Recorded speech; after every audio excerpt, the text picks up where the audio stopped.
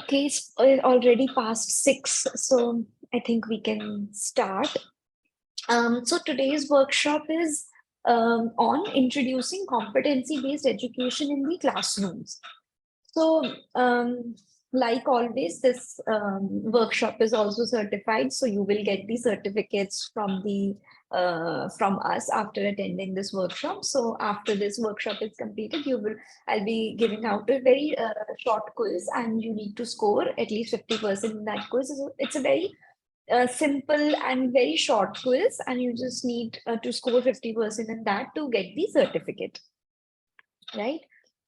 So, quick poll on what does competency-based education focus on? So, I hope everybody has already heard about this term called competency-based education. It is going around a lot since the NEP has been introduced. So, this term also is going around a lot. So, I just want you to, I'm just rolling out this poll, and you can answer give your opinion in this poll. So I have just rolled it out. So what does competency-based education, according to you, focuses on? Whether it focuses on quality education or personalized learning, or making sure that every student possesses all these skills, enhancing problem solving and critical thinking skills, or all of these things.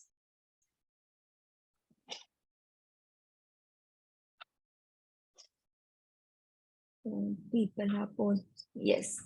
So majority people are saying all of the above, which is true. Competency-based education basically focuses on giving out quality education to the students. What do you mean by quality education? There are a lot of factors which come under quality education. Personalized learning also comes under quality education, so which means that you need to the learning needs to be personalized according to the students.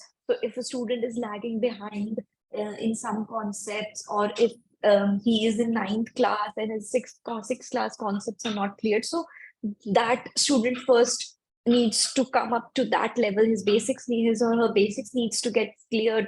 And if the person who is in the 9th class, and he or she possesses a very high level thinking skills, so we can provide him with a higher quality of questions or higher level of questions to make sure that everybody is satisfied and everybody is learning according to his or her needs as well as capability. Then making sure that every student possesses all the skills. So if there is personalized learning, so we are making sure that every student is possessing all the skills that are required.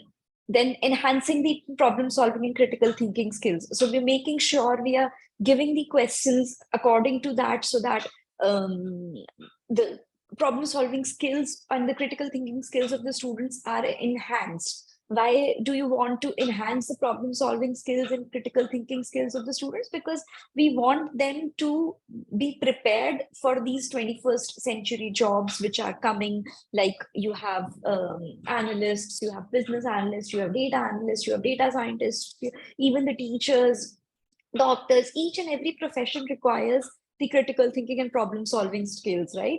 So we need our students to be capable and to be able to compete on those skills on a worldwide level. So that is what competency-based education is focusing on. And how do we think that competency-based education helps the students? So Archana ma'am just said that skills enhancing, brainstorming themselves to answer the questions. That's absolutely correct. That their skills, skills of the students are getting enhanced. Whether they are critical thinking skills, whether they are problem solving skills, whether they are public speaking skills, whether they are actively participating in extracurricular activities. So a lot of skills are enhancing in the students, are getting enhanced in the student if we use the competency-based education methodology. They brainstorm themselves to answer these questions. So they are brainstormed, they are not just memorizing the answers, and they are not just focusing on the learning of the they are not just preparing on the bottom three levels of the Bloom's taxonomy pyramid. They are moving up. They should move up towards the top of the pyramid, so they are able to analyze what is being taught. They are able to analyze themselves. They are able to create something from whatever is being told. So for example, if this teacher is teaching in the class about something about wind energy or etc., so they are able to come up with a model where they can utilize wind energy in to power some fan or something, right? So they are utilizing that skills, or they are utilizing that learning that they are getting from the class to create something as well. So they are actually thinking, the analytical ability of the students are getting enhanced in this, right? So as you know, what is the difference, before coming on to the differences between traditional education and competency-based education? So I just want to shed some light on this fact that if we look upon like the past 30 years, 40 years, 50 years, our environment has changed, phones have changed, technology has changed, laptops are evolved, TV is evolved, flights have been evolved. Each and everything which is surrounding to us has been evolved in these past 3, 4 decades, right? But the education system, which was there 3 decades before, that is the same education which was getting carried forward decade by decade. There was no changes in that those educational systems. So it was kind of like high time that educational system should also get changed in our country, right? So that is why this competency-based education is being proposed in this NP. That focus is there on the competency-based education. Now let's come to what are actually is the difference between traditional education and competency-based education. Like, we all know what is traditional education, what we have been doing in the classes, that is the traditional education. And now what is competency-based education? What is the difference between them? Right? So first one is that students advance whether or not they have mastered the skill or not in the traditional education. So they they just need to secure some passing marks in every class, and this questions of the question paper, majority of the questions are based upon that bottom levels of the Bloom's taxonomy. So we are max to max to max, we are able to get them to a level where they are just analyzing this thing, analyzing the question, analyzing the concepts, and they're answering they're giving the answers, right? So they have, we are not evaluating whether they have mastered a skill or not. And it is not just skill means, a skill does not just means that they are, whether they are able to understand one single subject or not. Skills are a lot of things which needs to be developed in a student, not just rote memorization skill, right? So it's traditional learning was more on the students advance, they just get passed, they get promoted, at least till the ninth class, they get promoted each and every year. Very, very, very few students fail, because the government also um, is encouraging to pass each and every student, especially in the government schools. It's mandatory to get the students to the next classes, because they have to show that these many students have been passed, right? So students were advancing whether or not they have mastered the skill or not. But in competency-based skill, students advance after they have mastered a skill or not. Mastered a skill. So, for example, let me just map you with an analogy. So if we play a game, right? So for example, Candy Crush, when we play, right? So I think everybody would have played Candy Crush at some point or the other, or not. They might have heard about the Candy Crush game, right? So you move on to the next level only when you are able to develop that thinking to solve that particular level. Or any game, if I talk about not just Candy Crush, any game which is levels based, right? You only advance to the next level when you have mastered that single level, right? So if even if so Candy Crush, why I said was because even if you do all those match all those candies, but even if you do not fill those stars, you're not able to proceed to the next level. So you have to master the skills up to certain level in order to advance to the next level, right? So that is kind of the difference between normal traditional education and competency based education. When you are able to master a level, then only you will be able to get to the next level, right? Then learner goals are centered around students' age. Whereas in competency-based education, learner goals are centered around students' needs. So in the traditional education, you know that when he is in ninth class or he is in 10th class, he's supposed to do this and this and this. So these are the expectations from the students. This he is supposed to learn, this he is supposed to learn, and so on and so forth. Whereas in competency-based education, it is more centered around students' needs. So it is not just that so like for example, till now in 11th, if you are taking arts, there was in 99.9% of the schools, there is no maths associated with the art students. Art students cannot take maths along with that, right? So their learning goal was centered around their age, that when you are 11, in 11th, you are supposed to take this art subject and you cannot take maths along with it, right? But the student needs to learn math. His interest is in learning math as well, right? So in the competency-based education, the learner goals are centered around students' need. What does he need at that particular time of at that particular stage where he is in? What does he need? So, for example, if the student comes in ninth class and his eighth class mathematical concepts are not clear, so his learning goals would be to first clear the eighth class concepts and then move on to the ninth class concepts. So it is the learning goals are centered around what does the student need at that particular point of time, right? So some students receive support when they are above or below certain grades. So generally what happens, we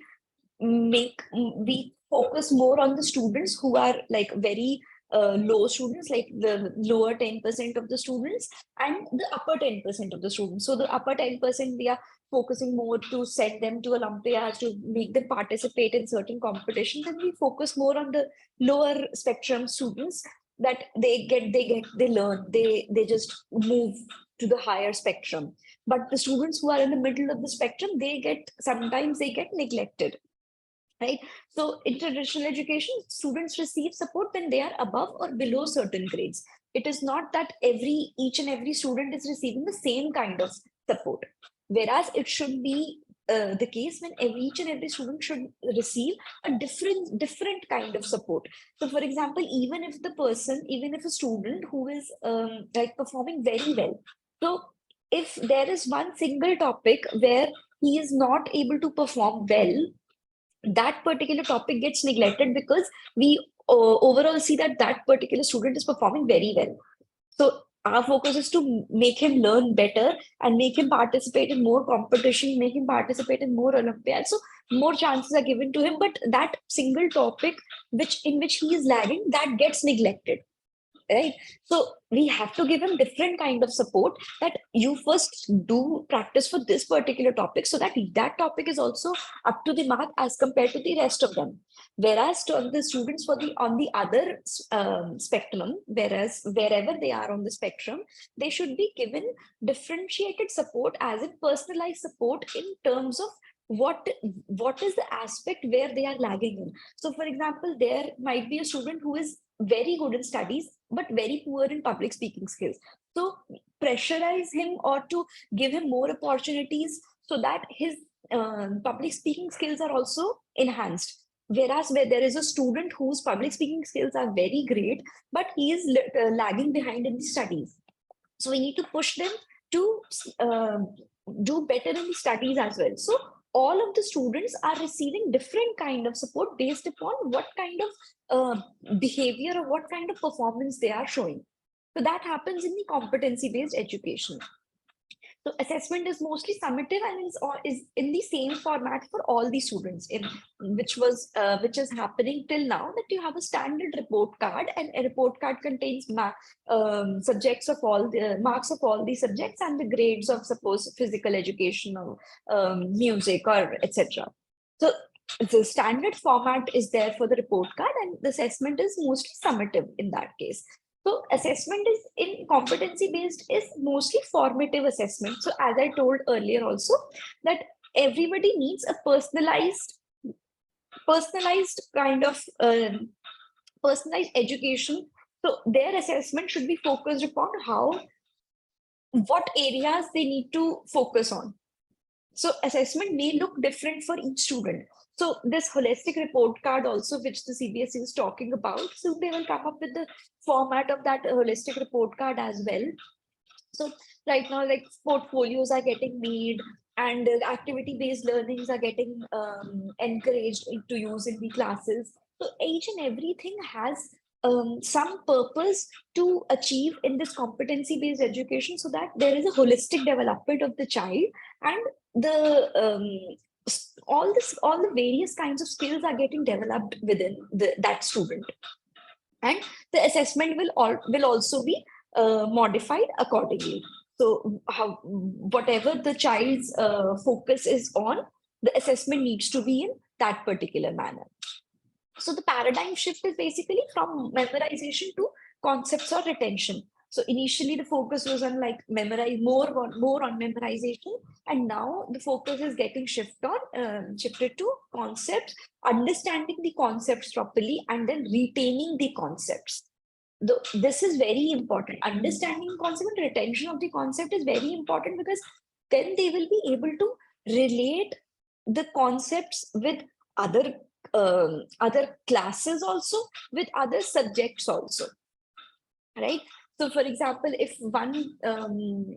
this might have happened in your classes also, or you might have observed this, that when students give the exams of one class, and in the next class, suppose that topic is not related, and suppose one topic came in 8th, and now that topic, extension of that topic, is coming in 10th, right? So so majority of the students will not be able to retain those concepts which they studied in 8th. Only the few students who actually understand the concepts in the class, those only would be able to recall and would have been able to retain that concept which they studied in 8th, and they would be able to recall it and then relate it to the current topic. But for the others, you have to repeat that whole concept again to make them realize that this is what we learned, and now this is its extension. So that understanding of the concept and the retention is very important in this competency-based education. That is a main paradigm shift which needs to happen in the educational sector. So for example, if we see this question, so there are two representation of real numbers. So this is not, this example is not only for the teachers who are teaching maths. So this is just a kind of a generic example. If you see, so two representations of real numbers have been shown, and the students are asked to analyze which one is correct, right? So rather than if we just ask them the definition of what is rational numbers or what are irrational numbers, or just ask whether this is a rational number or this is irrational number, we can ask them, what is the difference between these two representations? So they would be able to relate all the concepts of natural numbers, whole numbers, integers, rational numbers, irrational numbers that they have studied in that chapter, and they are supposed to apply their brains and think what would be the proper set diagram for that. What is contained within this? What is not contained within what? So for example, here, if we see, this whole number set is rational numbers and the rest of the numbers are irrational numbers. Whereas in this one, this particular outside this oval, the outermost oval contains the irrational numbers, and inside there are the rational numbers. So they need to actually apply or think on this, whether rational numbers are part of irrational numbers or irrational numbers are completely separate from the rational numbers, right? So they have to think and apply the logic in this. Like, how are they supposed to interpret what they studied? So they are basically interpreting and applying their problem solving skills, and they're enhancing their problem solving skills, critical thinking skills, to identify the answer for this. So if you're not, if you haven't told them this concept in the class, like whether rational numbers are part of irrational numbers or not, so they are bound to think on this and they will come up with the answer. So first time it might be the case that first time they are not coming up with the correct answer. Second time they are not coming up with the correct answer, but every single time they are bound to think. So whenever they are thinking in each and from continuation with each and every question, when they are thinking, then obviously for the fourth time, fifth time, they are bound to get to the correct answer. I'm not just saying giving them the same example again and again. I'm just saying that giving questions like these which are promoting the critical thinking skills of the students. So those particular skills, you are kind of increasing their level question by question, and there would be one question when they will have that kind of aptitude and they have that kind of thinking when they will be able to crack all the questions, right? So this is the kind of level of questions which I think the CBSE is also expecting, so that the students can build their critical thinking. So the main aim of competency-based education is to a main aim of competency-based education, or NP, is to get to the students to compete at a global level, all the students to compete at a global level. And for that, they need to increase their critical thinking skills. And for that, to increase the critical thinking skills, something has to be changed in the classrooms so that they are forced to think, right? So the purpose is to just get them to think. So the questions have to be framed around that, right? So similarly, this is another question that a company has a locker in which valuable documents are kept. The passcode is a 4-digit number of the form XYYX. Those are the digits. So CEO and the VP of the company have been given one clue. On solving both the clues, the passcode that opens the locker can be found. CEO's clue is that when twice the ones digit is subtracted from the tens digit, the result is 1. VP's clue is 3 more than the tens digit is thrice the ones digit. Find the passcode that opens the locker and show your work. Right? So this is the question from, I think, pair of linear equations. Okay.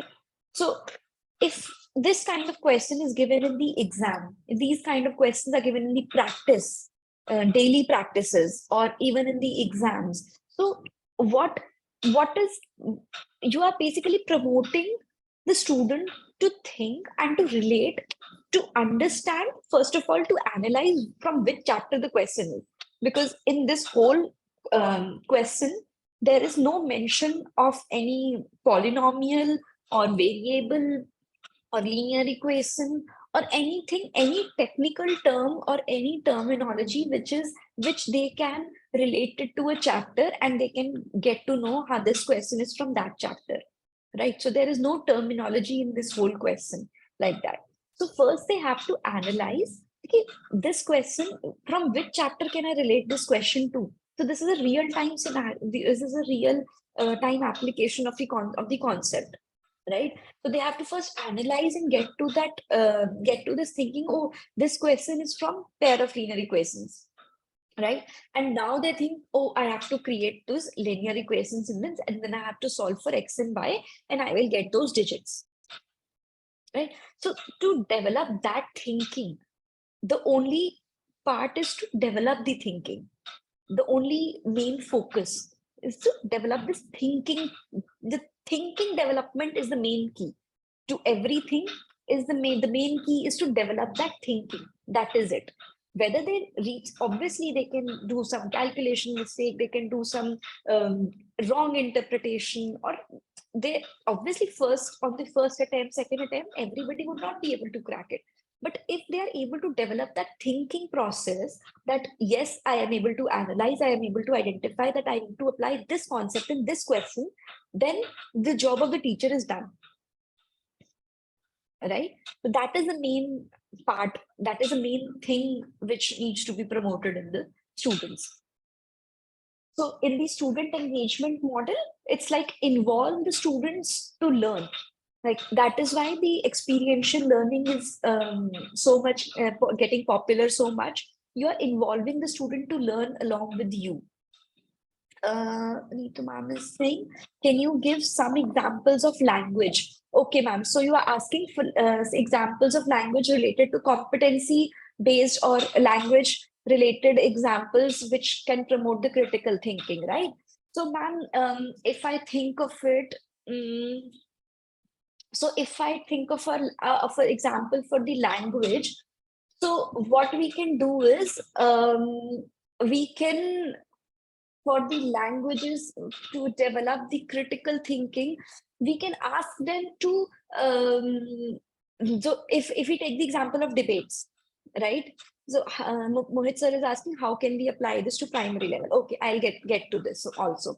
So if we, ma'am, if I talk about debates, right? So when two students or two groups are having debates or a group discussion, if a group is having a group discussion, right? So what are the skills that they are getting? What are the skills which are getting enhanced in that?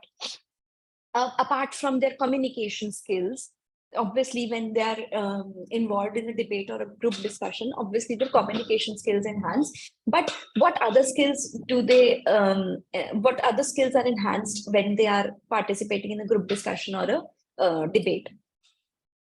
For any, they are exchanging ideas with each other. To exchange the ideas, they need to think first. So they need to come up with the ideas on the spot. So when a debate is happening, they need to come up with some ideas on the spot, thinking, divergent thinking, exactly.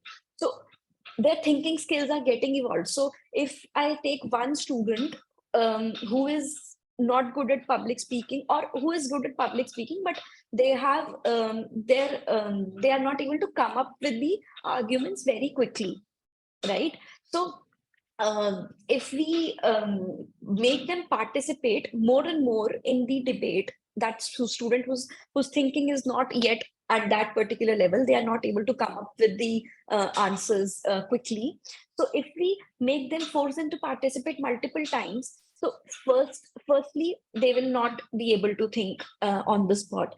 Second debate, but in the first debate they will be unable to understand the environment. Okay, this if the question was like this, this person answered like this. So he or she is observing the answers of the other people. So next time they will get some ideas from that. They will absorb those ideas, and then maybe some kind of thinking is evolved inside them, and then they start to speak more.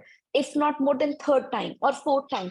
So because they are getting evolved with each and every debate topic or each and every GD topic, they are getting involved with that. Their thinking is getting developed because on the spot, you are asking them to, they can reflect and enhance the thinking process. Yes, so they are reflecting on themselves simultaneously and thinking also simultaneously to come up with the answer.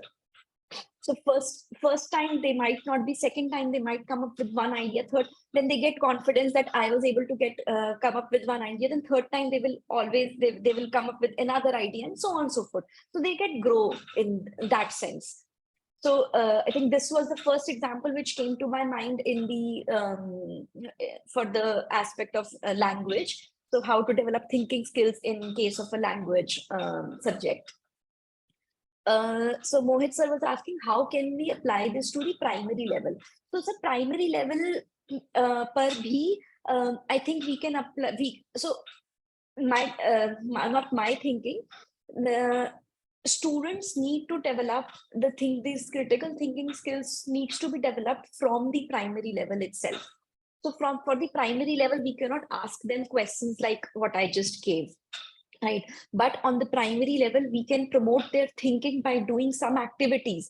So we can ask them. So for example, for the primary level, if we do if we give them a question, 5 plus 4 plus 3 plus 2 plus 1, and we give them a relay race type of quick relay race kind of thing, that one student will solve this part, second student will solve this part, third student will solve this part, and so on and so forth, right? So they can quickly, they have to, in within 1 minute or within 2 minutes, they have to quickly analyze what has the solution been done from the past, and then they do it further.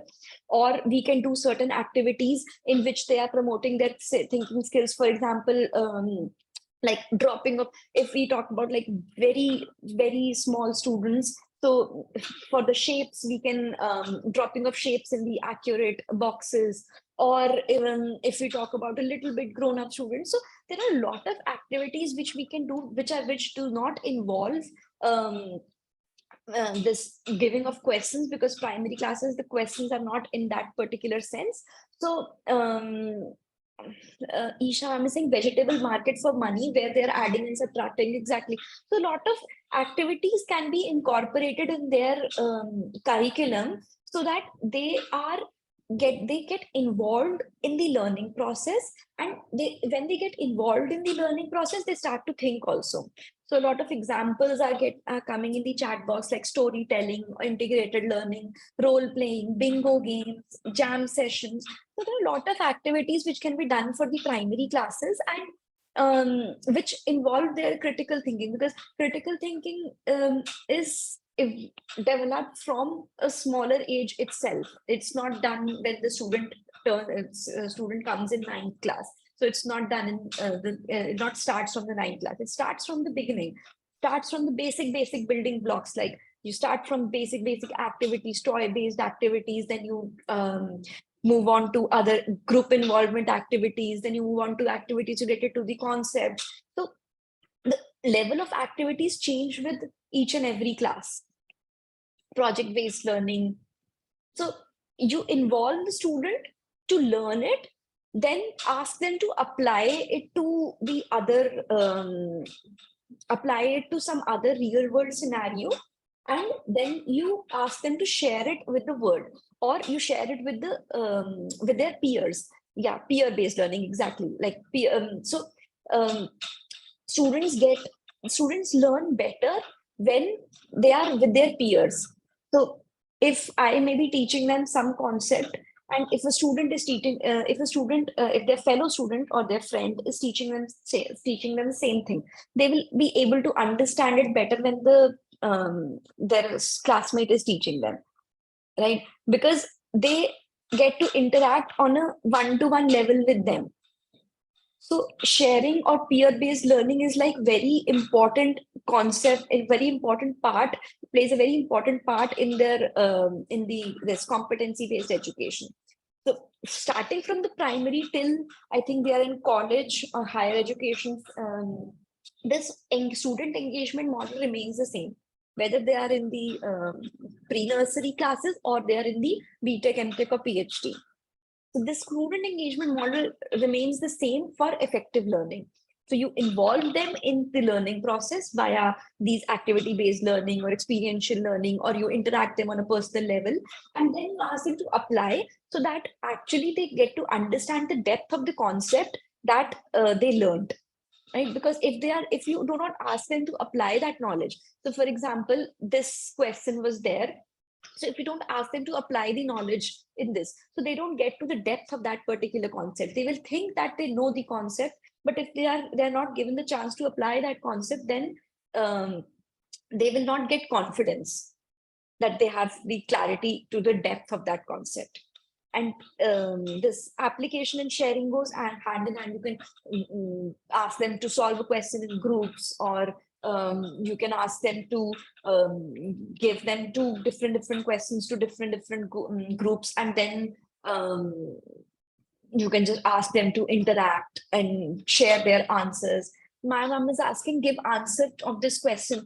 So ma'am, I will share the answer of this question. I need to solve this question first, and then I will let you know the answer of this question. I will text you personally after solving. Then what are coming on to what are the learning objectives and learning outcomes? So what are the do you think that there is any difference between learning objectives and learning outcomes? Or what are these, what do you call the learning objective, or what do you call the learning outcome? And if there is a difference, then what is the difference between learning outcome and learning objective?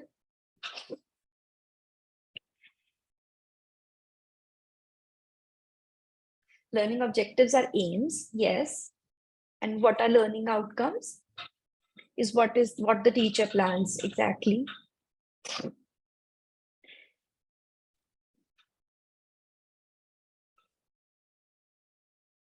What are the learning outcomes?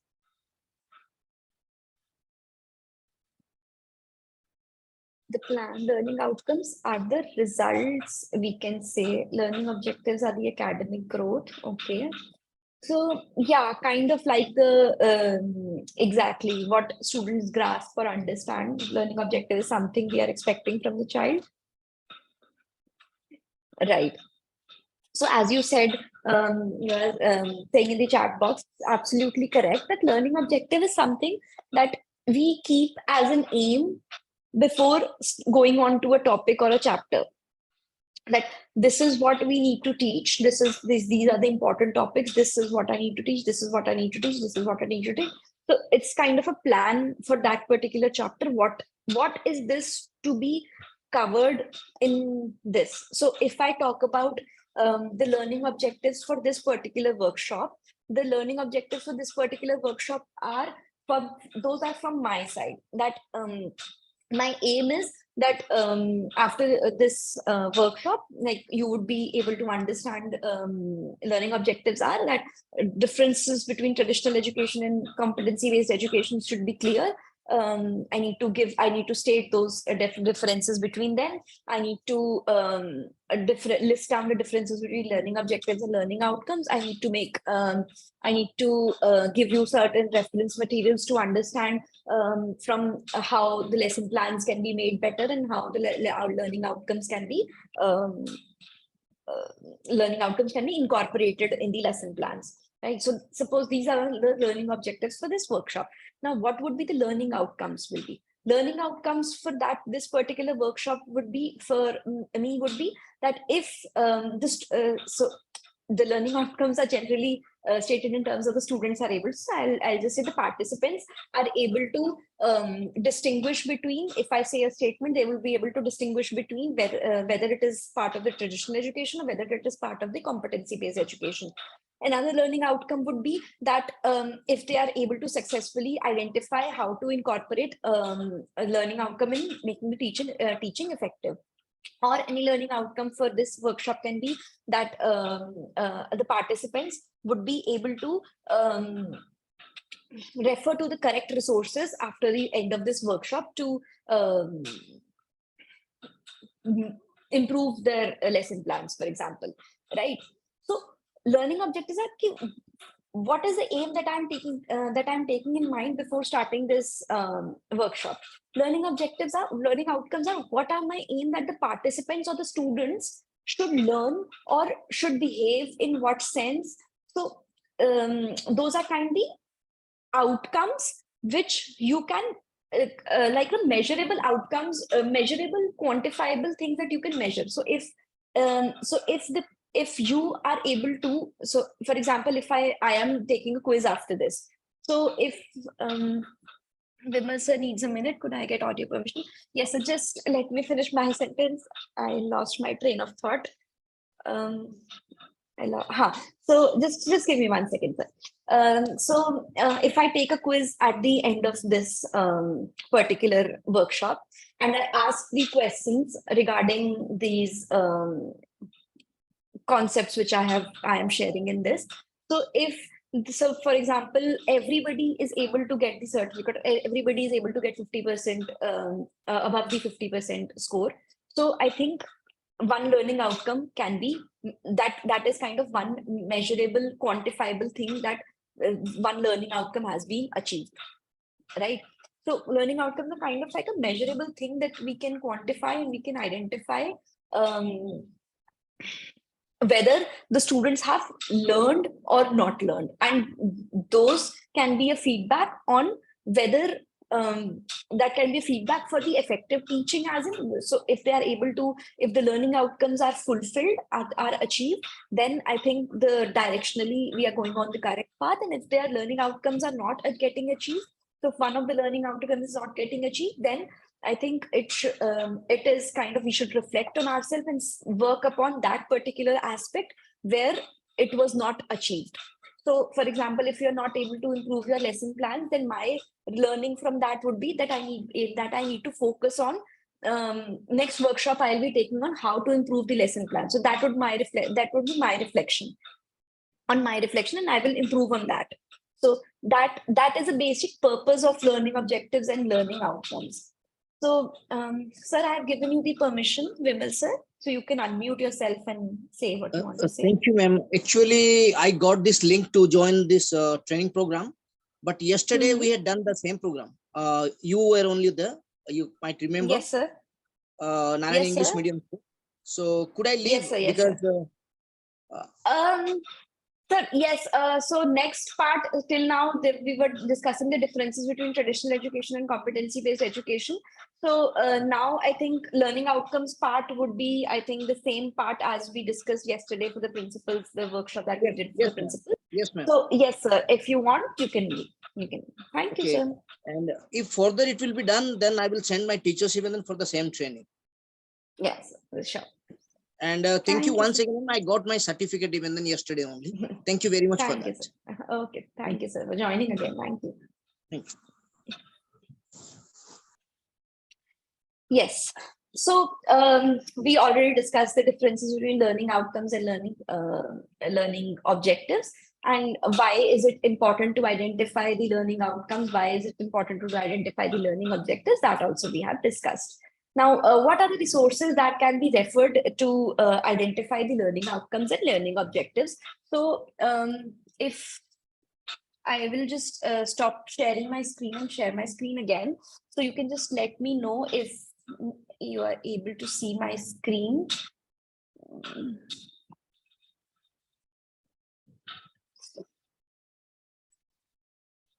Are you able to see my screen? You can just write it in the chat box. Yes. Okay. Perfect. So, so this is the website. I think you all know about this website. CBSE has developed this website specifically for competency-based education. So I'll just give you a walkthrough to this website. So first of all, we have this learning frameworks. And in this learning frameworks, we have this NCERT learning outcomes, suggested assessment framework, competency-based framework for literacy, and CBSE learning frameworks. Now, what are these documents? So in this NCERT learning outcomes, you have this learning outcome at elementary stage, learning outcome at secondary stage. Now, these are basically the learning outcomes which are very generic to a particular class. Okay. So, for example, if we talk about 6th English, so one document is from 1st to 8th and one document is for 9 to 10. So, if we talk about 6th English, so these are the suggested pedagogical processes that they have mentioned in this document, which you might, which might be helpful to you in case you want to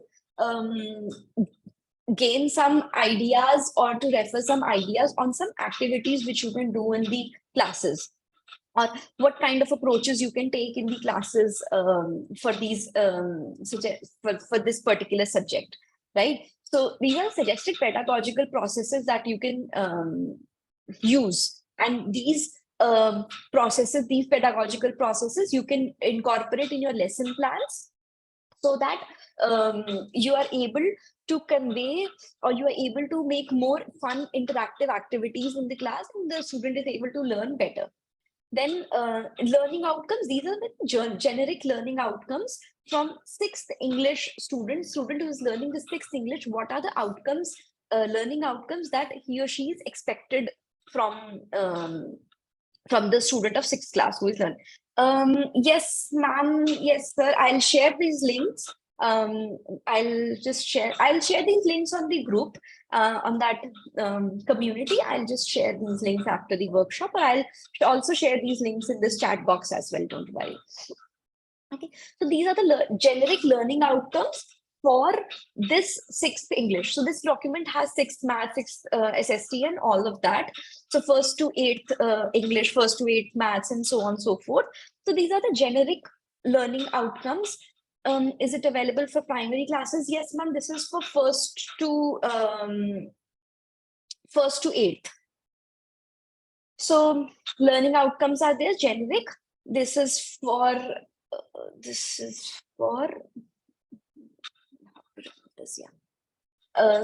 these are the learning outcomes, generic ones. Then you have this suggested assessment framework. So in this assessment framework, you have assessment framework is this one. So for all the classes, you have this kind of a sample assessment framework, which is given by the CBSE, in which you have the assessment objectives. And so for all the assessment objectives, how they are getting assessed, or how much percentage they need to get assessed. So those are mentioned in this particular document. So for example, for the English for 6 to 10, these are the assessment objectives that needs to be considered, like show understanding of explicit meanings, show understanding of implicit meanings, comment on the effect of writer's use of language and structure, communicate a personal response to text, and so on and so forth, right? So these are the assessment objectives that the CBSE has suggested. Now, the percentage also they have given that in 6 to 8, 40 to 48% of the questions should be of AO1, 40 to 48% should be of AO2, 12 to 16% should be of AO4. Similarly, for 9th and 10th, the distribution should be like this: 20, 23, 23, 27, 27. So the distribution should be like this in this case, assessment objectives for English reading case, right? So they have also, so this kind of assessment structure, this kind of percentage structure of questions, yes, ma'am, this is the updated one. This is the 2021 one only, after the NEP has been introduced. After that, this was posted in 2021. So so basically this kind of percentage can be incorporated in the class tests as well. So this is what they're expecting. This is for the end of year assessment. So this end of year assessment, the percentage one of this distribution can be carry forward to the class tests as well. And these kind of distribution of questions can be done there also. So you can go through this document for your particular subject. You can go through this document and you can get an idea of what kind of assessment is the CBSE expecting for that particular subject and class. Right. So for AO1, what kind of question types are expected? For AO2, what kind of questions are expected? For AO4, what kind of questions are expected? What kind of language you can use for the questions? So all these details are given in this document for each and every subject. So this is the suggested assessment framework. Then you have this competency based. Yes, sir, I'll just share this link right now only. I have shared it on the chat box, this link. So competency-based framework for literacy. So this is basically the document which is basically talking about the PISA competencies for various literacy and how to map to the curriculum. So if we will go through this document, so you will get to know about what kind of competencies, so PISA on an international level, what kind of competencies are expected from a science literate or from an English literate or from a maths literate. What kind of competencies are expected from him or her from the student, and what kind of questions analyze what kind of competency. So for example, if this is the question, where do trapped salts go? So what kind of competency is expected in this question? So science competency is interpret data and evidence scientifically. So this is the competency which this particular question is catering to, right? So this document talks about those competencies which are expected on an international level.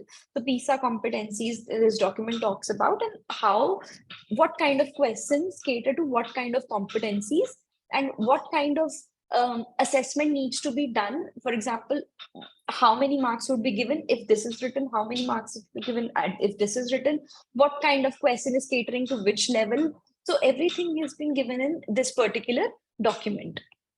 And then you have, at the end of this, you also have a CBSE learning frameworks for all of these subjects. So in this, you have, this is the one. So in this, you have chapter-wise division. So that NCRT one had the learning outcomes which were very generic. So these learning outcomes you can assess via the activities that you can undertake or the teaching methodologies that you can undertake in the class, and what kind of learning outcomes, if you are getting these learning outcomes, these can be assessed on a daily basis on based upon the learning techniques which are getting used in the class. So for this particular document maps the learning outcomes and learning objects to each and every chapter. So this is for 1st to 10th. This document is for 1st to 10th, all the classes. I think. This document is for 1st to 10th, all the subjects. Hindi, English, Maths, EVS, Science, and Social Science. So it maps all the learning objectives and all the learning outcomes with all the chapters as per NCRT. So you can improve your, so the lesson plan can be improved basically on based upon two documents specifically. One is this one, and one is this learning of this NCRT mapped one, this generic learning outcomes one. So these are the two documents from which the lesson plan can be enhanced to a lot greater level, right? So because you get to understand what kind of activities can you do. So for example, in English, if some generic activities are given, so for every chapter, you can mold that generic activity specific to that chapter. No, I'm not just talking about English, for each and every subject. So the generic activity can be molded, and it can focus on that particular topic or chapter, right? So you can use this particular document and this particular document to identify, to create, or to modify your lesson plan so that it incorporates first. It is able, according to your lesson plan, you are able to assess all the learning outcomes from that, which are expected from that particular chapter. You are able to incorporate more kind of activities, because sometimes there are there is a lot of work with the teachers, right?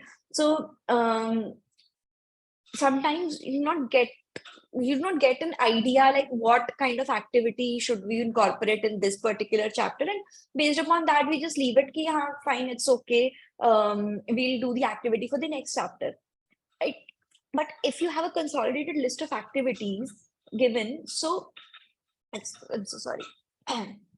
You can just, if you have a consolidated list of activities given, then you can just simply mold that activity for your particular chapter, and then you can incorporate it in your lesson plan, right?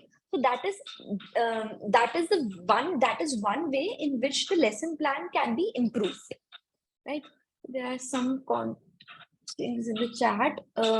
Sir, person WhatsApp number. Sir, I'll text you personally on your WhatsApp. Could you state the basic changes in method as well as assessment applied between previous system and the expected new system? So, Annapurna ma'am, so in the new system, how the assessment is supposed to be done. So one document which has already been provided by the CBSE is this document, in which they have given a proper detailed assessment framework in this, like what kind of questions needs to be assessed in which kind of class and for which kind of subject. So a very detailed document is being made in this. This is a very detailed document, like what kind of percentage-wise division, what kind of question-wise division should be there, how the questions should look like what are the key terms from the questions. So this is a very detailed document for the assessment one, for the year-on-year assessment one, that is the end of year assessment one. So those assessments can be transferred to the class tests as well. Apart from this document, that SAFL competency, SAFL assessments and the PISA competency. So those have not been yet circulated for all the schools. So the pilot run has been done for SAFL also. The pilot run has been done for other pilot run has been done for that holistic report card as well. So everything, but a single document format structure has not been made available for. So like it is not that from tomorrow you will be required to do this SAFL assessment. Your school is required to do SAFL assessment for 3rd, 5th, and 8th. Right, so that mandate has not come yet, but the pilot run for that has already been started, and that SAFL framework also, this key stage assessment, the document has been provided by the CBSE, like how that assessment will be, what are the levels at which the assessment will be there. So the results of the pilot run are already mentioned in this document, but it is not, the mandate has not come that it will be implemented in all the schools from the next one, right? Regarding methodology applied as well, please state the differences expected. So the methodologies, as I said, that the main focus is to, one, is to incorporate activity-based learning in the classes. Second, to improve the questions, to improve the quality of questions which are given in the assignments or in the exams. So as you might have seen that from this year, CBSE did 40% competency-based questions, or the competency-based questions in the 10th class, right? And 12th class, I think it was 30%, and it is to be increased by 10% for every year till 2025. So by 2025, the target is that 60% competency-based questions should be there in the board exams, right? So if they are there in the board exams, so similarly, 60% questions should be there in 9th and 11th class as well. So the kind of questions which are expected, the quality of questions, those needs to be changed according to, one, how the board exams sample papers are coming, like what kind of questions or on what level those questions are there in the sample paper. Two, you refer to this document of PISA competencies, like what kind of expectations of questions are there. Where was this question? What kind of questions are expected at an international level for judging the competencies? So second, need to incorporate questions like these, which are valid on a global level to assess the competencies.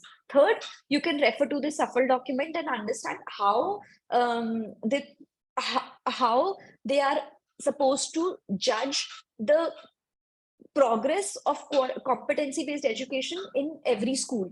So what are the levels in which the schools will be categorized, like whether you are able to, whether your progress is 100% for that for implementation of competency-based education or not. So what are the levels in which they are supposed to be judged, and on what kind of questions they are expecting the student to perform, so that you can prepare your students on those kind of levels. So I've shown you 3 documents. One is the SAFL one is that PISA one, and one is that kind of like the board exams question paper. Or also you also have this in the teacher resources. There are some sample lesson plans, some teacher resources on achieving LOs, which is this learning outcomes. And there was another document, I think. Yeah, this one. This curriculum aligned competency-based test item for math, science, and English for class 10th. So if you click on this, so you have this class-wise math, science, and English class-wise assessments for these. So for example, maths class 6th, if I go through. So what kind of questions you can analyze from here? Like what kind of questions means you are going on the right track for the competency based? What kind of questions are competency based? To get an idea on that, so you can refer to this document as well. So I've shown you, but yes, it starts from only grade 6 till the grade 5. It is more focusing, the NEP is also more focusing on activity based learning, and exams they're not much focusing on the questions asked in the exams. They are more focused till the class 5th in especially till the class 3rd on more on activity based learning and getting the students to learn more through more via that. So that is why till now this is this competency based key items are only from the 6th class. So they are not still the 5th class right now. If they provide till 5th, then we can map our questions according to that as well. So I hope I am able to clear all the doubts. Is there any other doubt? I hope I am able to clear. I could not find more questions in the chat box. What is the difference between present day questions and the competency based questions you have been stating about? So Annapurna ma'am, so as I was talking about earlier as well, so the present day questions, more and more questions are more aligned on the bottom 3 levels of the pyramid of the Bloom's taxonomy, right?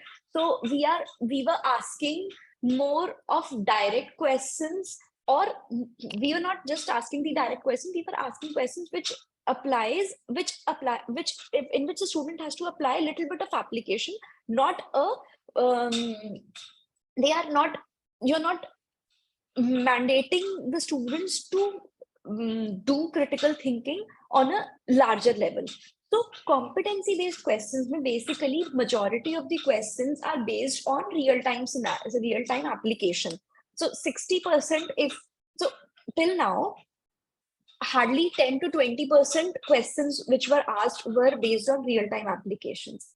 If that 20% goes on to 60%, so 6 out of 10 questions are based on real world applications. So they are able to apply what they have studied, they are able to apply into the question which is having some kind of real world connection, right? So that is what the aim is. They should be able to apply that knowledge, whatever they have learned. So like I said, like I showed this question, are you able, I'll just share my screen again.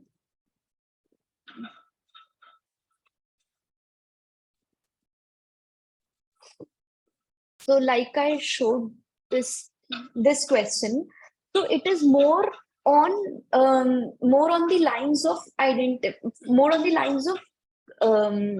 you're not giving any clue to the student, like from which chapter is this question from. You are asking the student to identify from where this question is from, and and you are asking the student to do all the work to think from where from which chapter this question is from, to identify what concept to apply, and to apply that concept, and then to get to the answer, right? So this is what competency based learning is all about, or the competency based questions are all about. I hope I am able to clear all your doubts.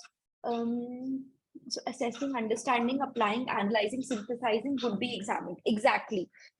And creation as well. So all of these levels of this Bloom's taxonomy should be applied to the in the students' learning.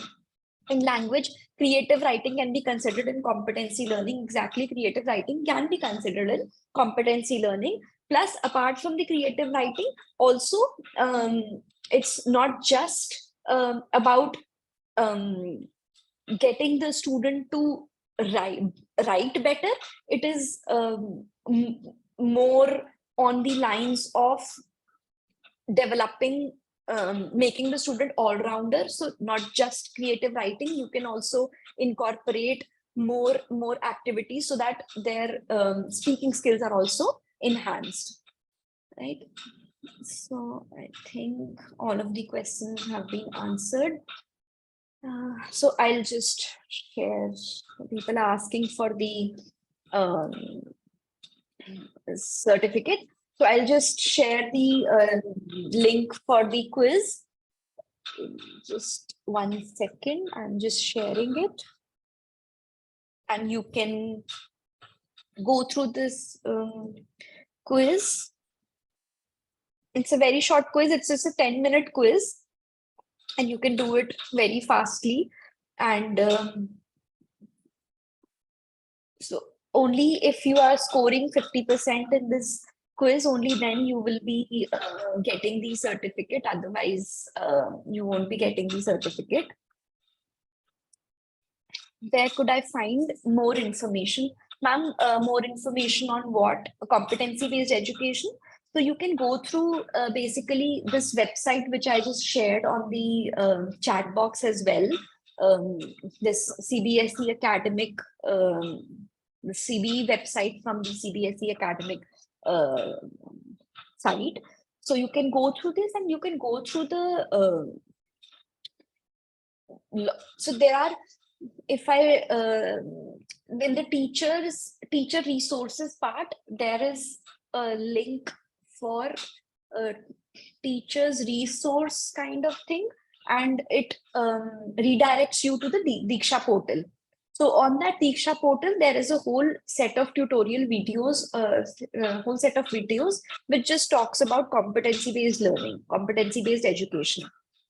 So you can get more information from that if you want to gain more information for competency-based learning. So you can go through that. Okay, ma'am.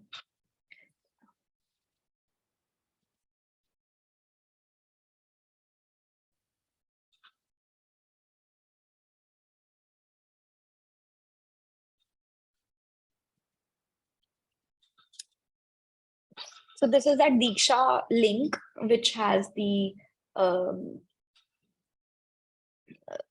competency-based education training material for the teachers, which they have provided.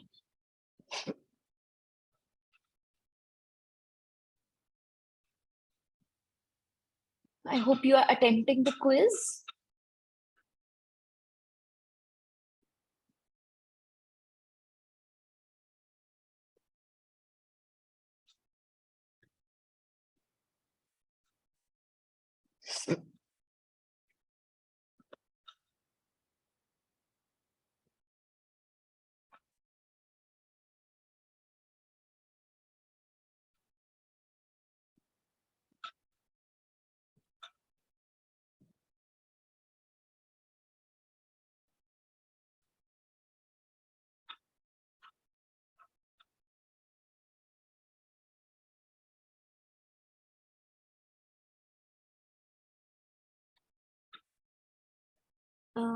Where are the questions in the quiz?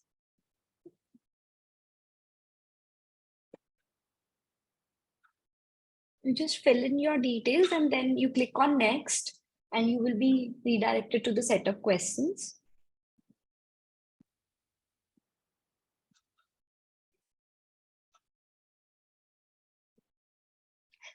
So ma'am, you fill in the details, your name, phone number, email ID, etc. And then you click on the next button, which is underneath that.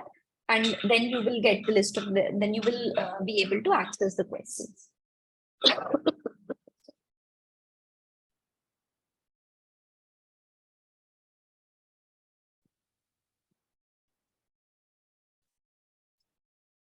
Okay, sir. So those who have completed the quiz, then you can leave this call then.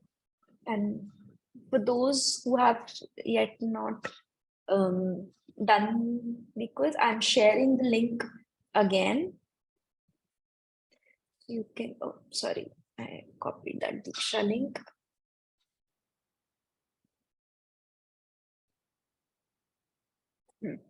So I've shared the link of the quiz again. So in case anybody missed,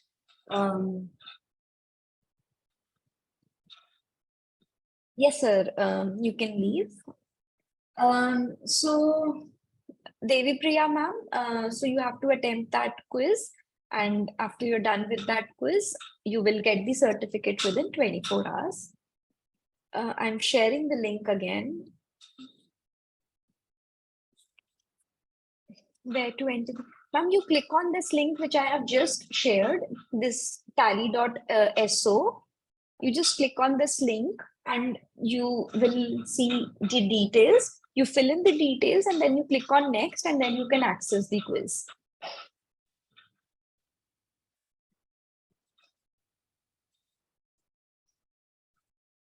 So if I will just request you to, if you are comfortable in switching on the cameras, so we can just click, I can just take a quick screenshot if you are just comfortable in turning on your cameras for just 10 seconds. So I'll just take a quick screenshot of all of you. Oh, so nice to see the faces behind the names.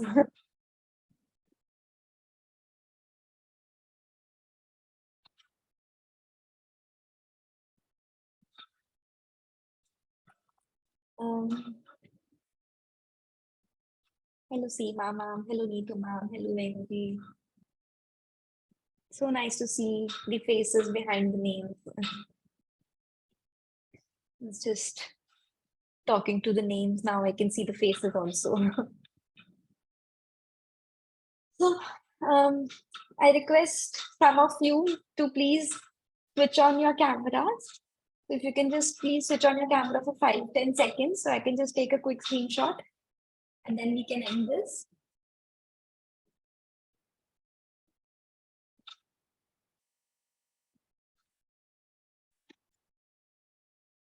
Okay. Pavitra ji has just switched on the camera. I will take 1, 2, 3, and done. Thank you so much. Thank you so much for attending the session and for switching on your cameras and being so patient. Thanks a lot. I hope you like the session and will be attending more, which we are going to conduct in the future. Thanks a lot, everybody.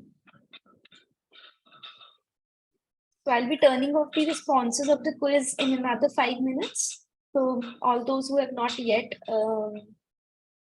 okay, ma'am, no problem. You're not able to turn on camera. So thank you, Pavitra ji.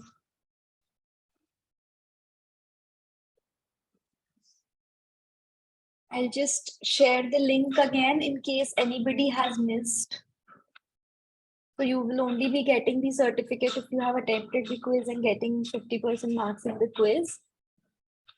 Thank you, Hemant ji. Thank you, Rivi ji. Thank you, Prakash ji. Thank you, Kamlesh ji. Thank you, Madhvi ji. Thanks a lot. Thank you. We'll share the link in the group to download the certificate. So, ma'am, you will get the email from me. Within 24 hours, you'll get an email from me, which will have your certificate.